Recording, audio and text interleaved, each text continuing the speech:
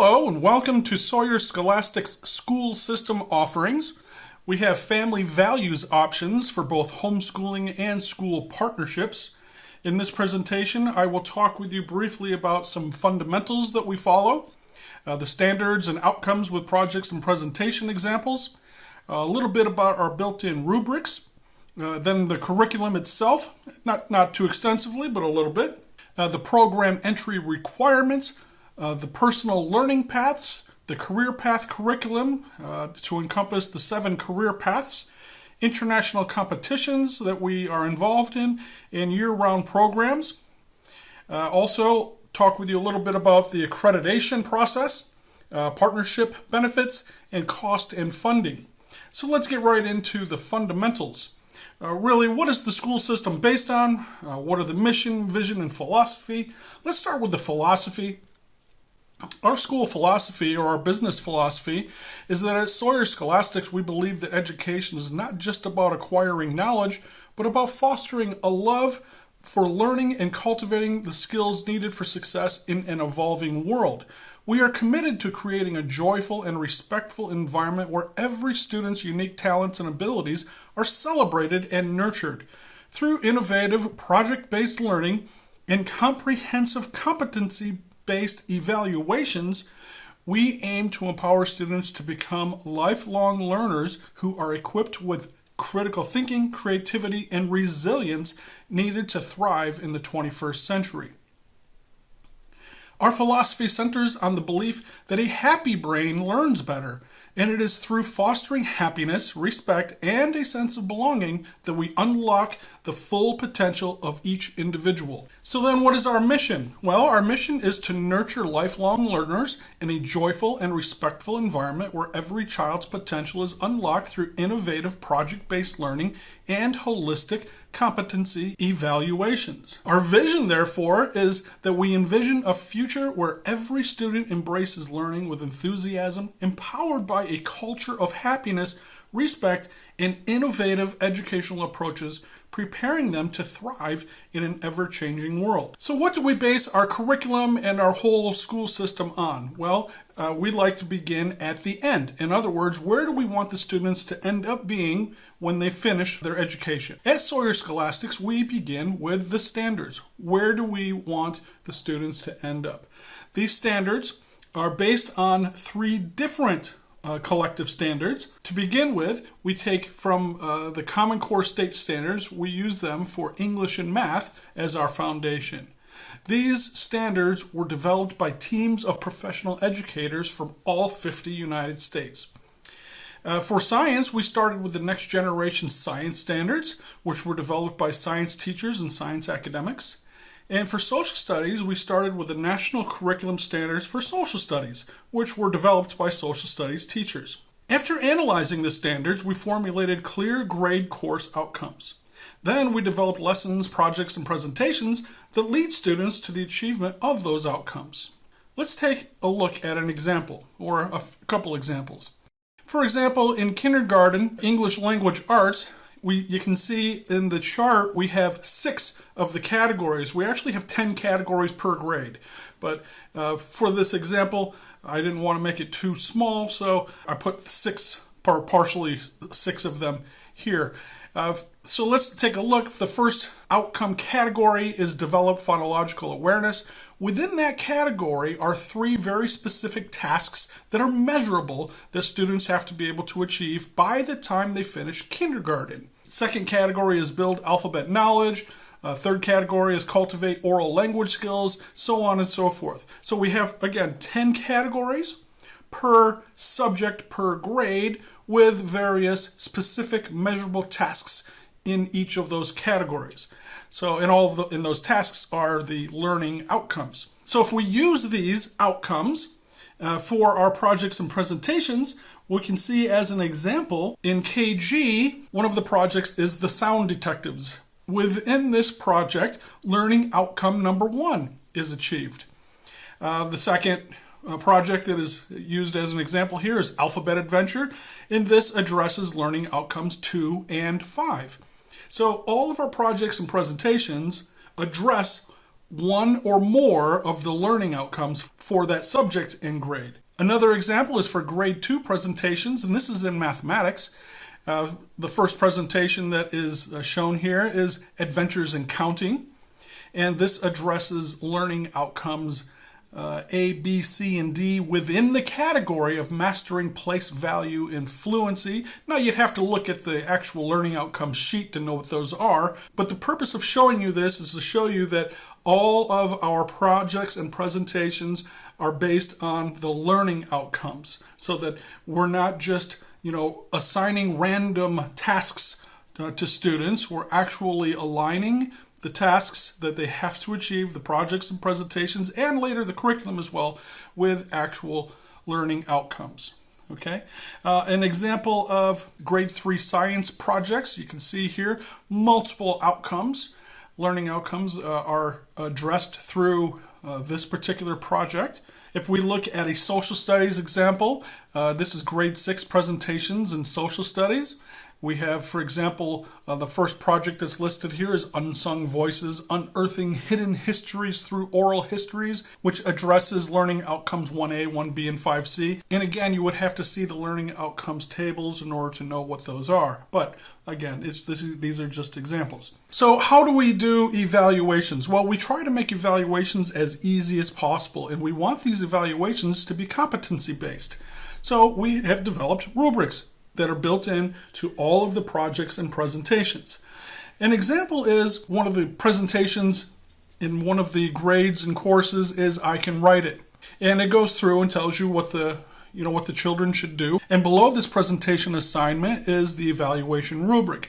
We have the common rows and columns. So we have the standards of excellence going from limited, developing, competent, and advanced. Of course, we want students to be in the standard 3 competent column in order to pass. And then we also have the criteria. So if you look at the criteria, for example, writing skills, in order for the student to pass, the student effectively writes sentences or messages demonstrating proficiency in letter formation and conveying meaning clearly. Anything below that is developing or limited, and anything above that, of course, is advanced. We also have built into our rubrics some output expectations. And within these output expectations, these are normally in most of the rubrics themselves. One of the things is criticism, giving and receiving. We want students to get used to giving and receiving criticism. Now, we're talking about constructive criticism, but we have to teach students how to do this, right? The other thing is communication. We want students to be able to communicate effectively, and we want them to collaborate. So within our rubrics, we normally have built in criteria like this. When it comes to the curriculum itself, not just the projects and presentation, but the curriculum, we have designed the curriculum with a purpose. Okay, now what I also said was that our curriculum is project-based because we believe in project-based education. So with grades KG through 8, we have projects and presentations that are built into the weekly lessons. For grades 9 through 12, we have a different sort of curriculum, and this is called career path curriculum. And so within these grades, there are the projects and presentations are built around real-world problems. So with the projects and presentations, they begin with these real-world questions that students can relate to, and then the students are given individual time to think about how to solve the given problems, so they get that they can internalize their ideas, and then they get together with their groups and collaboratively design their solutions. Also within our project-based education, we have the 2 major projects per year, one humanities project and one STEAM project, and this is in every grade. We also have worldwide projects that include books written by children for children, as well as our annual robotics and STEAM fairs and bazaars. Now, each individual school, of course, does their own thing, but we prepare all of this stuff for your school. So all you have to do is just follow the instructions and carry out the projects. So let's address how students can actually enter this, this program. First of all, whether you're homeschooling or if you're a partner school, all students have to take the entrance exams because we want to make sure that students are prepared for the grade they are entering. And if they're not prepared, at what level they are not prepared. Because if they're close, it shouldn't be an issue. But if they're really far off, then we would have to recommend doing some remedial stuff during the summer, or doing something to get them ready. They may even have to take a different grade, a lower grade. But the whole point is we want all of the students to be ready for the grade they're entering. There's nothing more discouraging than entering a grade that you have absolutely no clue how to do anything, and you start out at really disadvantage. So we don't want that to happen. So every student entering the program has to take the entrance exams. Examples of the entrance exams is, let's say in 7th grade, mathematics and English. All of the grades, they have to take a mathematics and an English exam for entrance into that grade. All of the questions on these two exams come from what students should know at the end of the previous grade. So for example, 7th grade mathematics, all of the questions on there come from questions they would have been asked at the end of 6th grade. Okay, so this lets us know that they're ready for 7th grade mathematics. Same thing with the English. Whatever English grade they are entering, they will answer questions based on the end of the year from the previous grade. Now, let's say that the students have taken the exams, they're ready for the grade. What do we do next? The next thing that we do is we assign them with personal learning paths. This helps us to track their progress. So an example of this is right here we see where we have grade 1, grade 2, grade 3, below kindergarten. Students have to demonstrate an ability to complete the tasks that are assigned in the learning outcomes. So if you recall, when we talked about the learning outcomes, as example, these kindergarten learning outcomes, we're looking at these tasks, these measurable tasks: recognize and manipulate individual sounds, blend and segment sounds to form words, identify rhyming words, all of those things. If you see there's a little box next to them, and you can put a tick or a check mark in there to indicate that the student can do those things. So this is part of the learning, personal learning path. If they can do all of those things, then they are considered on level. If they can't do those things, they're considered below level. If they can do all of those things, and you as the parent or the teacher or the tutor can see that they can do more than that, actually, more than what is required, then you can tick above level. Now, what we're going for is OL. We want students to be on level. It's great if they're AL, but it's not so good if they're BL. But if they're below level, we can look at that learning path. We can look at the outcomes in the learning path, see what is not ticked, and try to work on those things. It makes it easy for us to identify any tasks or anything that students, any learning outcomes that students have difficulty fulfilling, and then get them on track. Okay, so if you notice, we have something here called competency benchmark exams in grades 4 and 6. We have them in grades 4, 6, 8, and 10. These are actually the standardized type exams that we issue in math and English. And we give them to all the students in all the schools and all of the homeschooling in order to make sure that everyone is on level according to a standardized exam. Why do we do that? Well, because there are standardized exams that everyone kind of has to take. Even if you're homeschooling, a lot of your states require these kind of exams, so we just don't want you to fall behind. We also have these interest benchmarks. In grade 5, it's called an interest benchmark. In grade 7 and grade 9, they're called interest assessments. And what these are like personality type exams, and they help us to determine what kind of career path the student may be wanting to pursue. It's a guidance type thing. It's to help us guide students in directions that they may have interest in, and they just don't realize it perhaps, but it just helps us to help them. Now let's go on to career path curriculum. As I told you before, we have the core subjects, everything all the way up through grade 8, and it's all project-based, presentation-based. Curriculum. In other words, they are lessons that lead to project and presentation completion. But then we get onto what is called career path curriculum. In career path curriculum, this is when students actually choose what kind of career they may want to go into, whether because it will help them to apply for universities that they want to go to, or it will help them in vocational studies that they may want to go into.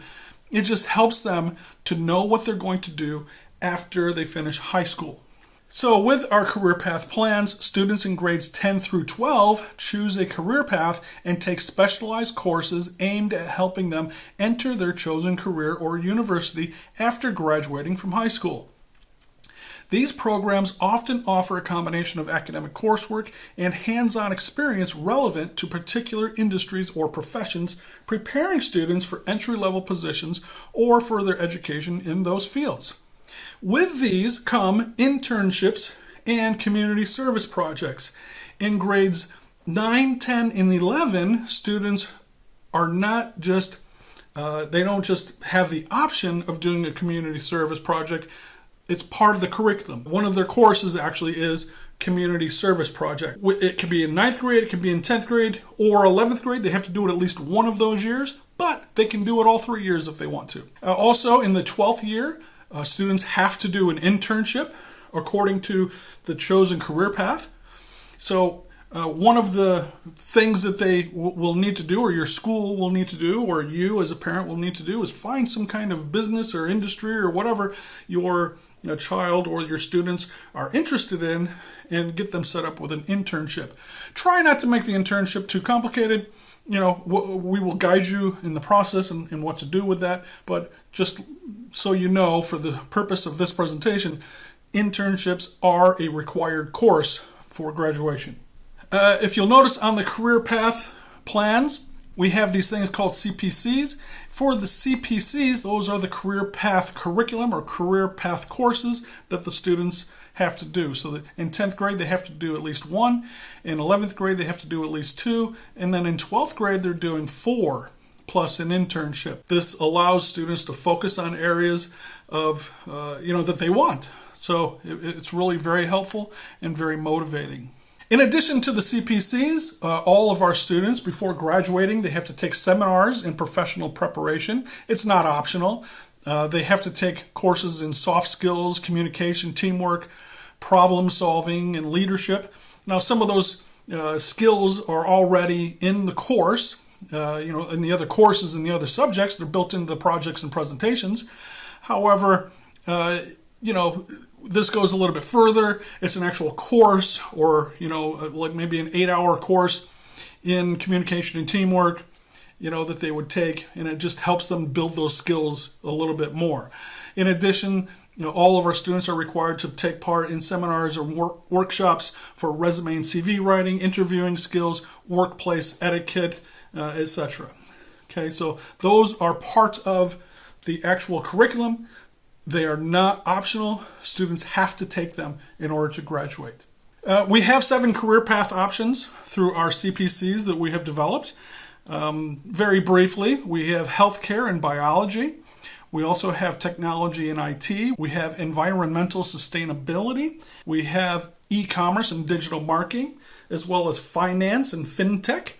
And finally, we have education and training, and manufacturing and automation. Any one of these career paths can be chosen by our students, and this will help them to focus their attention on doing something that they want to do when they graduate. Now, I also had mentioned international competitions. For our international competitions, it doesn't matter where your school or where your homeschooling child is, they can participate in these competitions.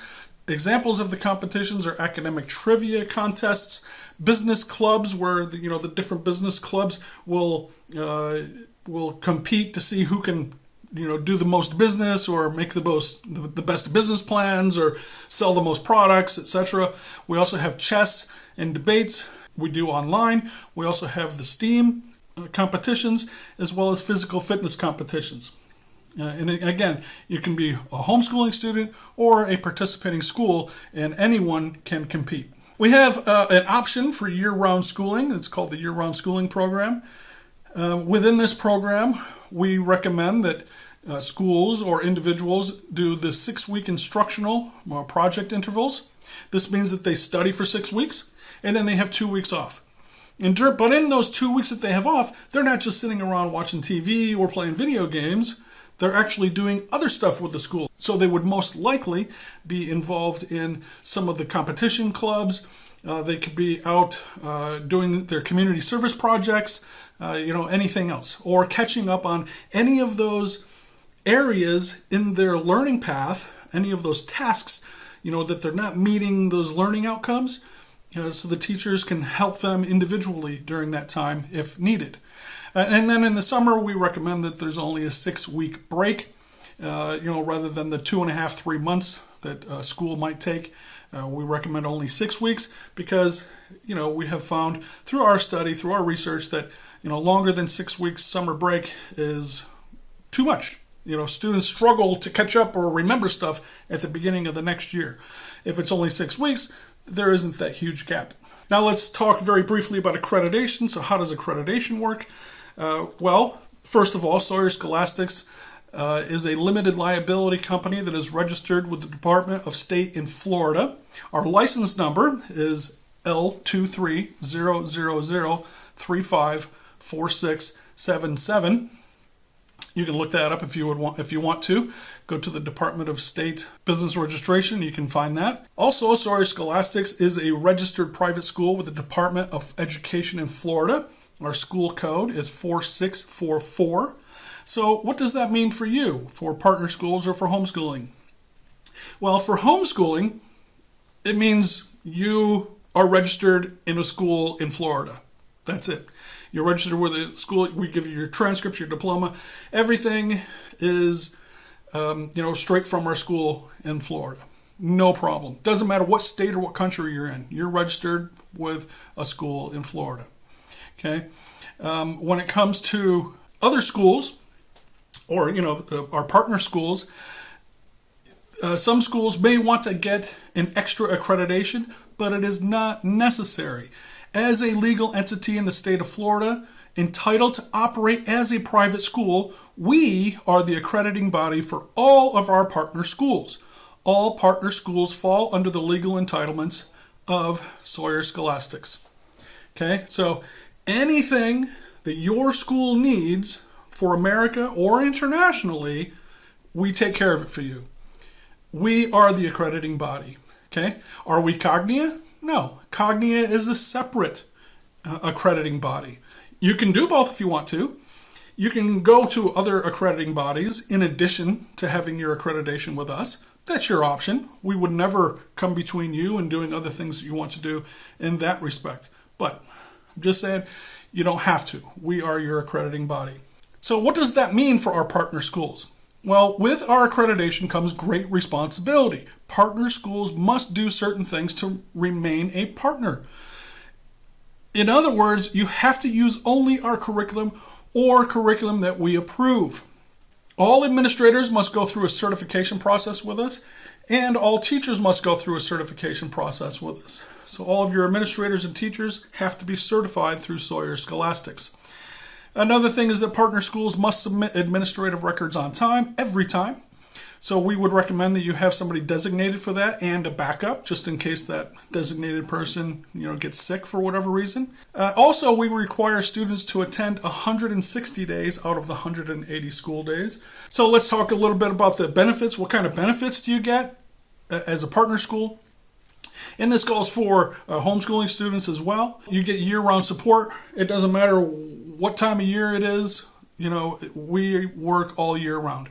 So anytime that you need anything, any advice, any help with anything, we're here to help you.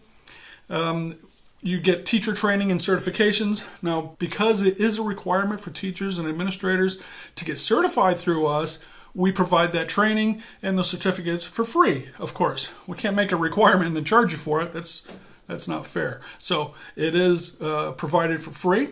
We also give annual on-site classroom observations and professional development evaluations. In other words, we will observe the teachers, the classroom, etc., and then offer some advice on any professional development. We give you a whole package of school policies and handbooks, their staff handbooks and your student handbooks. We will tailor them to meet your needs, your individual school needs, of course. You also get a full KG through 12 curriculum, including the career path curriculum. So everything is given to you. Right now it is only in digital format. There are no videos that accompany it at this time, but within the next couple of years, we will keep adding and doing more things with our curriculum. We also provide all of the stamped report cards, transcripts, high school diplomas, registration letters, anything that you need to satisfy any legal requirements from anywhere that anyone who ever may ask you. We will take care of all of that for you, no matter what it is. Okay, so what is the cost? Okay, everything looks great, but I guess I'm gonna have to pay a couple $1,000s, per kid for this, right? No. Homeschooled students, it's a $300 registration fee, and this is an annual fee, by the way. It's every year is this fee. You might as well call it a registration and administrative fee because it's an annual fee. If the student uses the Sawyer Scholastics curriculum, there is no additional cost. However, it needs to be noted that our current curriculum needs to be taught by a teacher or a tutor or an experienced parent. Up through grade 4, it's not a problem for an experienced parent to do. But after that, some of the stuff gets a little more specialized, and you may want to have a teacher or a tutor to get involved.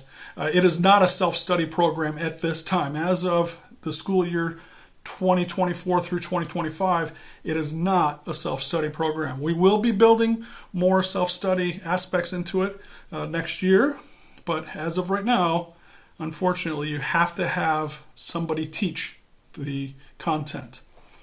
Homeschooled students have an option of doing the projects and presentations track or the full lesson-by-lesson curriculum that also comes with the projects and presentations. And the reason why is because some parents are trying to unschool their children, so they don't want them to do, sitting in a lesson for 40 minutes and then working on a workbook and, twisting their hands all out of shape because they're doing all kinds of writing. So they can focus on the projects and presentations. The outcomes are still the same. The students are still learning according to the learning objectives and learning outcomes that we have developed. So it's not really a big issue. The only reason why others may want to do the full lesson-by-lesson curriculum is because it does have that added, extra educational opportunity there. But again, both of them lead to the same place. Okay. And in fact, in the lower grades in elementary, I would personally recommend that they focus more on the projects and presentations.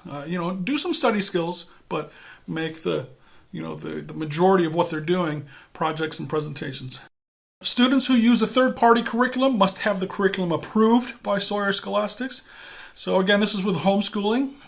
You can use Time for Learning, Easy Peasy, or any of the others that are out there, but understand that that is an additional cost. You have to pay those places their fees. We have nothing to do with that. Okay, so choose whichever curriculum you want, but understand that that cost difference is not covered by Sawyer Scholastics. Our fee is $300 per year per student. When it comes to the actual schools, the school partnership, again, that fee is $300.